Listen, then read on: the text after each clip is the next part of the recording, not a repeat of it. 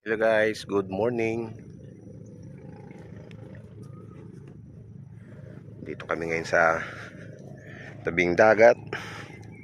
Pangalawang araw namin dito ngayon. So, ganda ng dagat ngayon. Sarap maligo. Pero hanawa na kami kahapon. Nagbabad na kami dyan. Galing kami dun sa may dulo. Doon sa may mga malalaking bato. Yan. So may mga bisita na rito sa kabilang beach. Dito sa katabi namin. Yan, meron ng 3 bangkang di motor.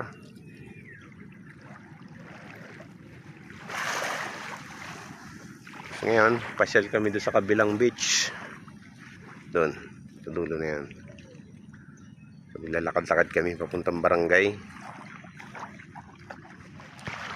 Ito yung area dito sa amin. So, naglagay ako ng trapal. Kasi pag hapon, mga alas 3 ng hapon, nandito yung araw, medyo mainit dyan. Labing ng dagat. Pag mga na siguro, pag medyo mataas na yung araw, mga alas 8, alas 9, yan, kasarapan na yan. Hindi na masyadong malamig. Yan, so lakaw-lakaw kami, pasyal. Ikutin namin yan sa kabilang beach. Then punta kami ng barangay. Titingin kami ng mga yung mga galing laot. Baka makabili ng isda. Kaya naman pag kilala ko yung maglalaot, so nalilibre na lang. So ito yung mga makakapal ng tinik. Ayan, may bunga. Kala mo pinya. So nakakain yan. O tsagaan lang kagapagbaak niyan. Yan ang makapal dito. Yung may mga tinik na yan. Kapal pa ng mga damo. Naglalakad ka dito sa tabing dagat. Yan yung mga bato na yan. Parang sarap tapakan. Parang nai-exercise yung mo, mga paa mo. Ramdam sa buong katawan. Ayan o. Kaya pa naglalakad ako rito, nakapaa. Ayan o. Ayan o. Yan, may mga parating na naman. Magpipiknik na naman. Papuntahin dito sa may Dulong Beach. Ba, galing din ito. Napadpad lang to. Wow, maganda to Mga to, parang ugat ng bakawan. Linisin lang to, pinturahan, maganda to. Magandang pan-display. Ayan o. May lawit pa. Paa saka lawit. Ayan.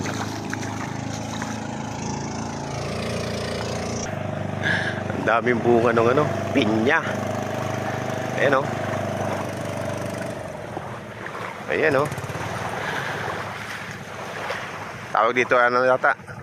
Pinyang ligaw.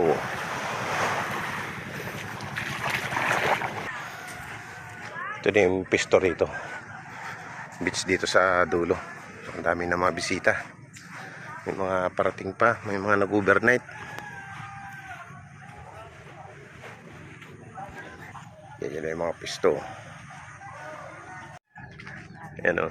So dati noon, mga maliliit pa kami, wala pa yung mga bahay na yan dito sa una ng beach. So dahil sa pabago-bago ng panahon, nakakaranas ng bagyo, laki ng tubig, yan ang nangyari. Parang nagkaroon dito ng isla. Hindi nibilop nila. Ayan o. Dati ganyan lang yan. pakatan, mga maliliit pa kami noon. Din sa pabago-bago ng ano nga, madalas ang bagyo rito. Yan. Parang inaanod o naiipon yung mga buhangin. Din dinivelop na nila. Pinatayuan na ng barangay ng ano, ng bahay. And then para mabilis yung papunta ng barangay sa sentro, pagawa na rin sila nitong tulay. Ayan. So yun yung mga pakatan, bakawan. Dati no, nangunguha kami dyan ng alimango. Ayan. Kagandahan lang kasi dito, tulad yung bakawan na yan dati noon, yung mga mangingisda, mga gumagawa ng bahay, pinuputol nila yan kasi matibay yan. Yung mga diretsong ano, kahoy, diretsong sanga. Problema, binagbawalan nila. So maganda yung pagbawal sa kanila. Ayan o. So ang ganda na ng mga bakawan. Yan o.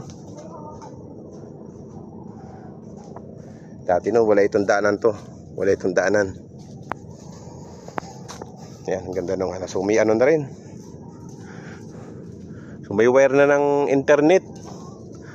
So ibig sabihin galing sa bayan, nakarating dito sa tawid dagat, yung internet na yan. Wire ng internet yan, oh. Tapos wire naman ng electrical. Ang nagsiservice sa amin dito ng power supply, Canorico. So ang ganda ng mga bakawan. Daming isda niya siguro dyan. Ayun, ang lalim mo. Ganda ng mga bakawan.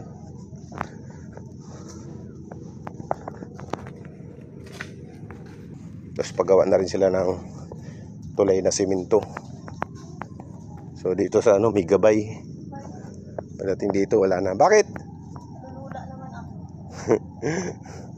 Lula ka, baba mamaya. Kapit ka sa akin. Hindi pwede dumaan dito ang lasing Baka mahulog dito yung mga lasing.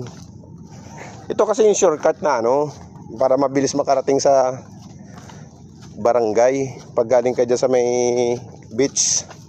Hindi ako dito madaan. Bakit?